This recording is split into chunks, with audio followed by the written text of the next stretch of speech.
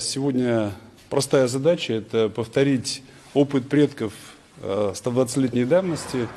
Мы постепенно возрождаем культуру правильной охоты. Это когда в комплектной охоте применяется два вида разных собак – гончая, борзая и, соответственно, лошади. Лошади, как правило, использовались кабардинской породы.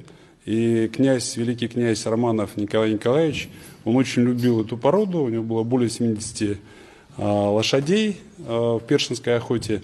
И поэтому то, что мы сегодня будем снимать, применение лошадей хобби-класса с применением на охоте, в скачках за собаками, будем стараться оставлять животных без вреда. В этом заключается суть правильной охоты. Это добыть зверя без причинения ему вреда. Поэтому вполне себе гуманное мероприятие. Лошадки уже здесь 3 месяца, показали себя замечательно. Все жеребцы, вороны, качественно подобранные. И в данном случае все, что мы хотели, мы то и получили. Хороший экстерьер, добронравность, выносливость, смелость.